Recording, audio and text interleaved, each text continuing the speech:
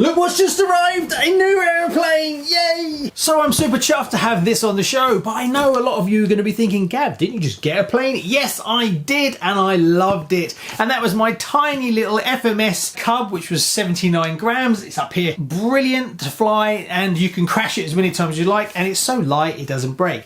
The only downside to this lovely little plane is being that it's so light, you've got to fly in ultra calm conditions.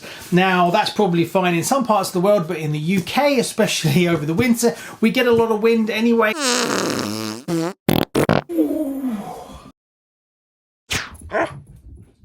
So, of course, flying in sort of 4 miles an hour or below is fine. Once you go over that, you spend more time fighting the wind than you do actually learning to fly. Well, it kind of helps, but it just stops you actually flying it, and then sometimes the plane starts to go backwards. So that's its only really limiting factor. Otherwise, I would keep that and be super happy with it. So I decided I'm going to go and get something a bit bigger. But the problem in the UK is anything over 250 grams, which is not a lot, you have to be qualified to fly. You can't just buy this and take it out and fly it.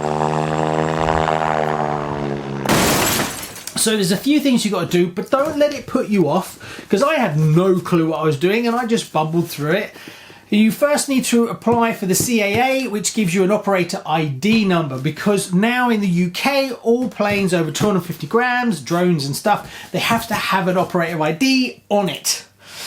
So that it's all traceable. So every plane is fully traceable. Then what you need to do as well is you need to do the registration competence certification, which is the RCC. It's an online thing, super easy, works really well, the website's great, and it also gives you some stuff that you have to read through, and then you ask multiple questions about it, multiple answer questions. It takes about 20 to 30 minutes depending on how fast you answer the questions, and you can take it as many times as you want as well, so it's not like one-shot deal or anything like that. So don't let that stress you or put you off doing it. And then you get the little certificate.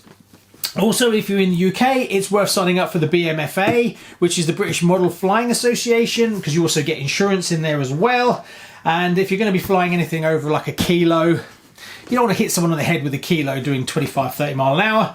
Also, it gives you guidelines on flying and stuff like that. So go check it all out. I'll put links in the description. Obviously, if you're in a different country, you'll probably have different rules and regulations, so check it out. But the main thing I would say, don't let it put you off. It's definitely worth doing if you want to fly something a bit bigger. Now, I didn't just go out and get myself a warbird.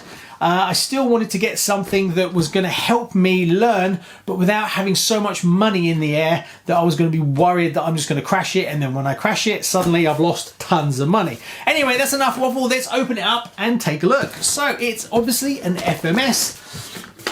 Now, I didn't want to spend too much money because I'm still improving my skills, and odds on I'm going to crash it and I'm probably going to smash it up.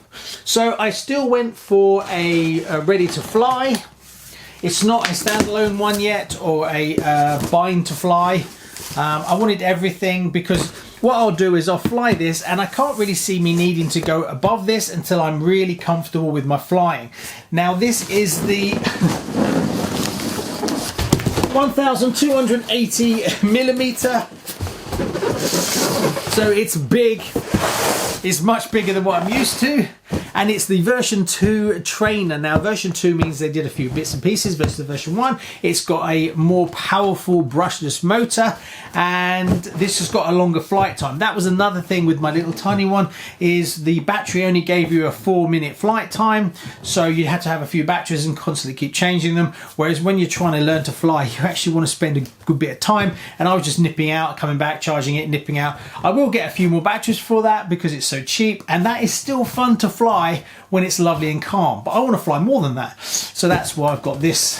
As well as being more powerful, this one, the prop is at the back, which means that when I do crash it, and I will, hopefully I still should be able to just pick it up and fly it again. Now, one thing that a tip that I found, which I can highly recommend, is if you're flying in the field, try and find one that's got weeds or has got some kind of smallish crop in it, because when the plane crashes, it doesn't actually hit the ground, it sort of lays into the crops. And being that it's under a kilo, it just flops into the crops. It won't damage them or anything because it's still only a kilo, 900 and whatever it is grams, and you save your plane. Usually what happens is the full nosedive under power is where you'll actually break it, but I did check and you can get new fuselage, you can get fuselage, there we go. You can get replacement ones, so if you smash the front off it, you can actually rebuild it. Then the next plane after this will be something that I will get a fly and bind, and then I'll probably have to bite the bullet and spend some money and get a decent transmitter. Right, let's open it up. Now the problem I have is space is an issue, so I can't have lots of planes for sure. It's basically going to be 1 to 2 planes maximum, and then I'll just rotate them. Now I am looking forward to getting into more advanced stuff, but I want to really get my skills down first.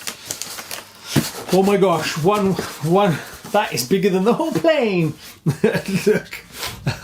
So it is a big step forward for me, and I'm not in any rush. My goal is to do within sort of a 1.5 to 2 years.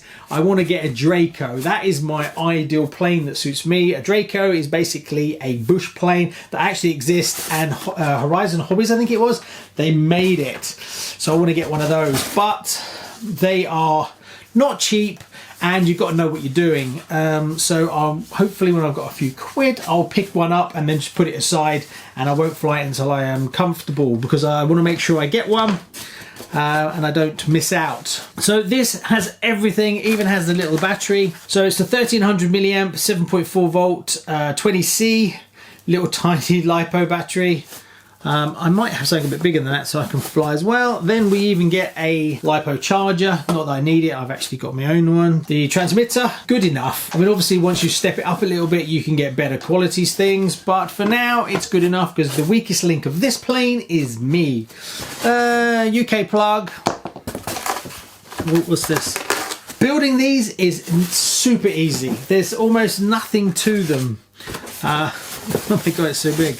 There we go. So all you got to do is put the wings on, and pretty much you're off and running. So don't be frightened. There's almost nothing in it, to be fair. Little receiver. I mean, I could just upgrade this. It would be really easy to do. And a tiny little ESC. And that's pretty much it, really. If you've been working on trucks and things like that, then these are pretty easy to get you going. But for now, that's all I'm after.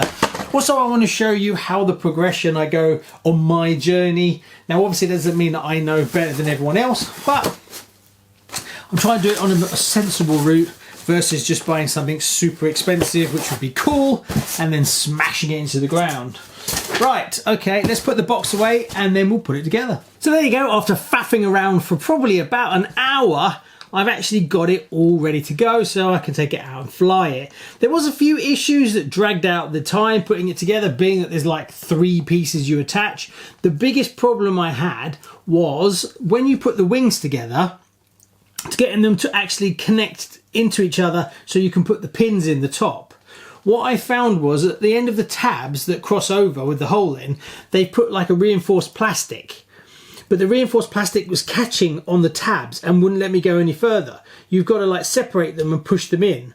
So what I did was I used a little tiny screwdriver to push it down a little bit to clip it together. That was a right pain in the backside. Also on the underside here is a spar that runs all the way through. It's a little bit short. It needs to be fractionally longer. So there's 2 joints that it has to go through that's reinforced. And to get them through, you've got to wiggle them a little bit. And the problem was the spar is about 5 mil too short.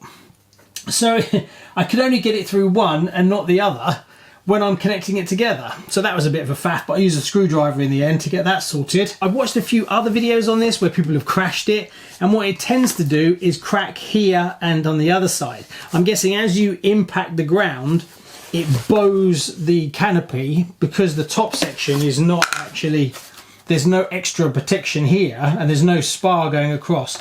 They bulge out and then they crack where they bulge.